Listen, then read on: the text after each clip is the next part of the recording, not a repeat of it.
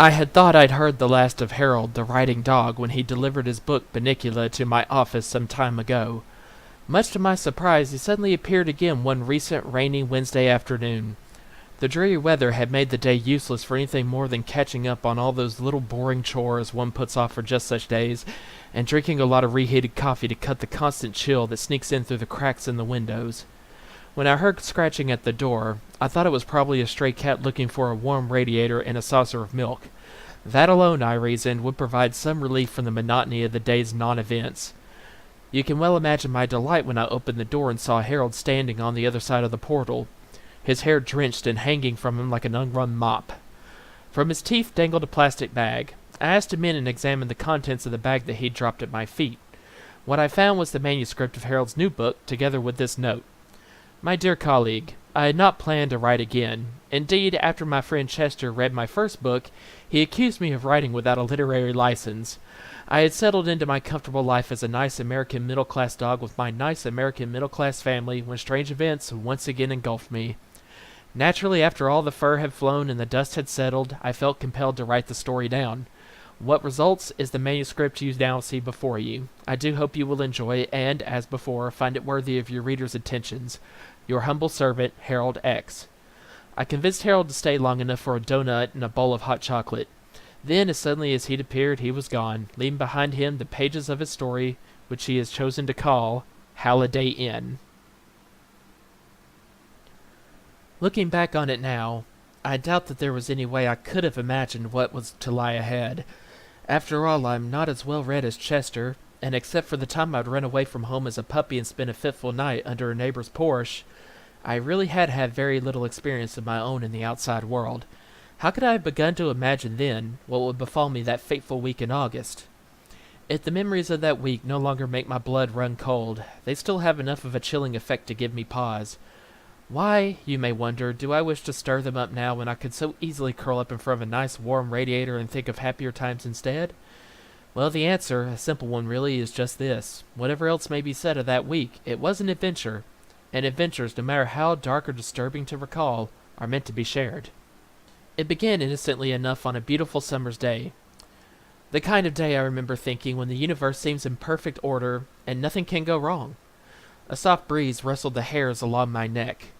Birds chirped happily in the trees, a butterfly landed on my nose, and would have stayed for a while, I think, if I hadn't sneezed him off. The sky was blue, the sun was gold, the grass was green. Such riches cannot be bought for any price, I thought, as I lay stretched out on the front lawn, chewing contentedly on one of Mr. Monroe's new running shoes. Without warning, my blissful mood was shattered by the sound of Toby's voice coming from within the house. "Why?" he kept repeating, a bit unpleasantly. His mother answered him in that ever-patient way of hers. "You've asked me several times, Toby, and I keep telling you the same thing. I know you're not happy about it, but we can't take them with us." "But why? Why?" Toby insisted loudly. I noted several butterflies flutter away from our yard defensively. "We've taken Harold and Chester on vacation with us before," he whined. My ears perked up. I was the topic of discussion. "Just to the lake house, Toby, never on a car trip," Mrs. Monroe answered. "There won't be room. Besides, you know Harold gets car sick. You wouldn't want him to be miserable, would you?" "No," Toby agreed sensibly. "I guess you're right." "Darn right she is," I thought. "But I'm going to miss them, Mom," Toby added. Mrs. Monroe's voice softened. "I know you are, Toby. We'll all miss them, but we'll only be gone a week, and then we'll see them again. Think of everything you'll have to tell Harold when you get home." "Yeah, I guess so," Toby said, his voice trailing off in defeat. "Poor kid," I thought. "He's really broken up." Well, I couldn't blame him. I was a lot of fun, after all, and it was natural he'd want to take me along. I mean, who would he play fetch the stick with? Whose tummy would he rub? Suddenly, panic seized me. Who was going to feed us? I dropped my Adidas, moved quickly to the front door, and began scratching on the screen. "Hi, Harold," Toby said as he let me in. He looked at me sadly and put his arms around my neck. "I'm sorry, boy. Mom says we can't take you on vacation this time. I'll bet you feel real disappointed, huh?" "Who's going to feed me?" I asked with my eyes. "But don't worry, we'll be back in a week. It won't be so long. Still, you feel bad you're not going, don't you? I know." "Who's going to feed me?" I pleaded, with a hint of a whimper. "Oh, and if you're wondering what's going to happen to you while we're away—" "Yes?" I asked, my eyes growing wider. "Oh, don't worry. Mom and Dad had that all figured out. See, Bunnicula's going to stay next door at Professor Micklewhite's house." I glanced over at the windowsill where the rabbit's cage was kept and saw that it had already been removed. I felt myself breaking into a cold sweat. What was going to happen to me? And you and Chester are going to be boarded.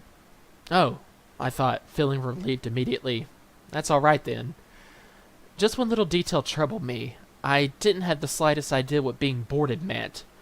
I decided to find Chester and ask him about it since Chester knows, or thinks he knows, something about almost everything. When I found him, he was sitting in the backyard staring off into space.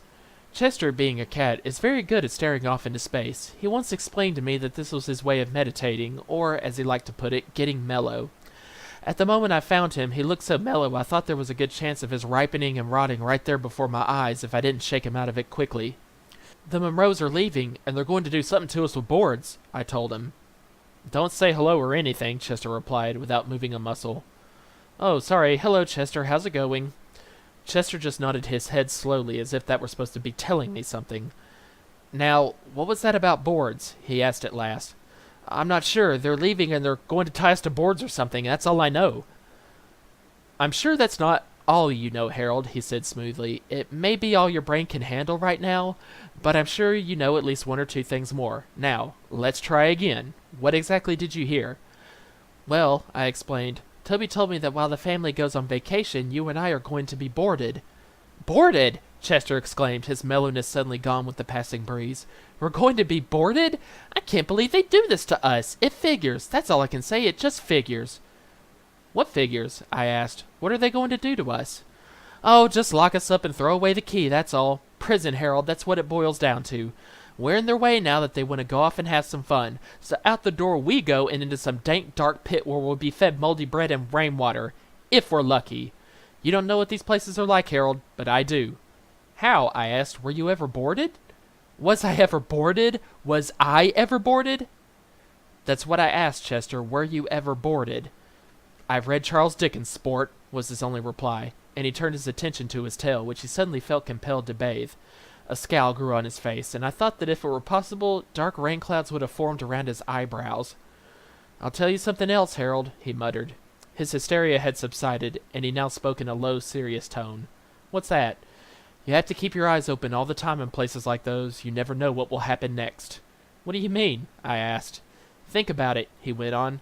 A group of strangers are thrown together by circumstance. Who knows who they are, where they come from, what they're doing there? The one smiling at you across the food dish in the morning could murder you in your sleep at night. Chester, I said, interrupting, I think perhaps your imagination is running away with you. Ha! Chester snorted. Mark my words, Harold. Keep your eyes open and your doors shut. Just remember, they aren't called strangers for nothing. And he walked away, leaving me alone with my thoughts. With everything Chester had said about strangers, it was hard for me at that moment to picture anyone stranger than Chester. But time would certainly bear out his warning. And I have to admit that even then, there was something in the conviction with which he spoke that made me uneasy. So much so that when I saw Mr. Monroe coming in my direction, I was immediately distrustful. And this of a man whose home I had lived in for years and whose running shoes I had been eating but moments before. Hey there, Harold, guess what? You're going away on a little vacation. Aren't you lucky? I smelled a con job and kept my distance. You and Chester are going to stay in a nice animal hotel for a few days. You'll meet some new friends and have a lot of fun. Doesn't that sound terrific? Interesting he doesn't mention the food, I thought. Having no intention of being conned into living on mold and rainwater, I decided to try a tactic I save only for the most dire of circumstances.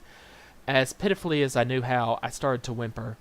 Aw, poor Harold, Mr. Monroe said quietly, reaching down to pat me on the top of my head. I was sure I had him hooked. I wish we could take you with us, fella, but we can't. Rats. Besides, you'll have a good time at Chateau Bow Wow. Doesn't that sound like a nice place to stay? Now, come on, boy, he said, moving back towards the driveway. Jump up here into the back of the station wagon. Chateau Bow Wow, I thought as I followed him. It doesn't sound so bad. Not the Waldorf Astoria, maybe, but not bad. Still, I wasn't sure I wanted to go anywhere, particularly after everything Chester had just told me. I lifted my head and let out a soft, muted moan. When I dropped my head again, I noticed Chester lying under the car in the shade by the rear tire. He looked at me and shook his head slowly. What a disgusting display, he said, sighing heavily. But what can one expect from a dog, after all? Well, I replied, I'm glad to see that you're so resigned to being dragged off to prison. I'm not resigned, he said calmly, licking a paw. I'm not going. Oh, really? I asked, and just how do you intend to manage that? Before he could answer, Mrs. Monroe came out the front door with Chester's carrier, a large square box with a little window in one end. I always tell Chester that it looks like he's on television when he's inside. He doesn't find that very amusing. In fact, just the sight of his carrier is usually enough to send him into a panic, hissing and hyperventilating up a storm. This time, however, he seemed determined to remain cool. Toby, Mrs. Monroe instructed her youngest son, see if you and Pete can find Chester, will you? Pete appeared at the door behind Toby. Excuse me, Chester said to me, it's time for my exit. And so saying, he made a mad dash for the nearest lilac bush. Unfortunately for him, Toby and Pete were onto his favorite hiding places, and Pete, who had taken up jogging with his dad, was fast on Chester's heels. Grabbing him by the tail, not the best place to grab anyone, let alone a cat, Pete yanked him back into his arms before Chester could do much more than let out a yelp of disapproval. Pete then attempted to force Chester into the waiting carrier, but Chester spread out all four of his legs so that his paws tightly clamped the edges of the box. With his legs held rigidly in place, he screamed and he hissed, and he generally let it be known in no uncertain terms that he had no intention of going anywhere. All, however, was to no avail, for he was quickly surrounded by the entire Monroe family, and before he knew what had happened, he was squashed into the carrier and plopped into the car. I, on the other hand, went with quiet dignity, allowing myself to be lured into the back of the station wagon by a chocolate cupcake and Mr. Monroe's calm affirmation that adventure was good for the soul. Chester and I had a few moments alone before the rest of the family joined us. Licking the last traces of chocolate frosting from the tip of my nose, I turned to the beast growling inside the cat carrier. I was intrigued by Mr. Monroe's statement about the effect of adventure on the soul, and thought perhaps I could pass the time engaging Chester in deep philosophical conversation. Well, Chester, I began, what do you think? I think you made a fool of yourself over that cupcake, he said. Then again I thought perhaps not. I decided to try another tack. You know, Chester, I said, trying to sound cheerful, maybe there's nothing for us to worry about. The way Mr. Monroe tells it, Chateau Bow Wow sounds like a really nice place. Chester, who had been grumbling under his breath all this time, was suddenly silent. What did you say? He asked after a moment. I said Chateau Bow Wow sounds like a really nice place. Chateau Bow Wow? Yes, Chateau Bow Wow. Chester's face appeared in the window. His eyes were gleaming. What's the problem? I asked. Oh, there's no problem, Harold. No problem at all. Just because I'm being forced to spend a week of my life in a place obviously run by dog chauvinists who are totally insensitive to my feline feelings. Why should that bother me? No, I don't have a problem, Harold. It's the rest of the world who had the problems. Gee, you know, Chester, I said to him, you look just like a guest on a talk show. Harold, have you heard one word I've said? Chester, could you pretend you're on a talk show? You know, just say something like, gee, it's swell to be here today, Merv, or, well, you know, Mike, it's funny you should ask about that. Okay, Chester? Huh? Sing feelings, okay? Chester? Chester? Chester glared at me and dropped out of sight. I heard him muttering something about dogs, but I couldn't understand what he was saying. I stopped trying after the Monroes had gotten into the car, and I noticed we were pulling out of the driveway. There was a rumble of thunder in the distance as the car went over a bump and my stomach lurched. Why, I asked myself, had I eaten that chocolate cupcake? I closed my eyes and gritted my teeth. Toby and Pete were fighting about who had the best window. Mrs. Monroe was trying to quiet them down and at the same time pointing out to Mr. Monroe that he had just taken a wrong turn. Chester, meanwhile, was grumbling and hissing inside his carrier. Mark my words, Harold, I heard him say at one point. There's trouble ahead, and don't say I didn't warn you. As I was thinking back on the feelings of peace and contentment with which I'd started the day, Mr. Monroe turned up the volume on the radio. So the outlook for the rest of the week, the announcer was saying, is heavy rain and thunderstorms. Everyone groaned. The car hit another bump, and my stomach began to feel like a washing machine on the spin cycle. This adventure, I thought, may be terrific for my soul, but it's going to wreak havoc on my digestive system.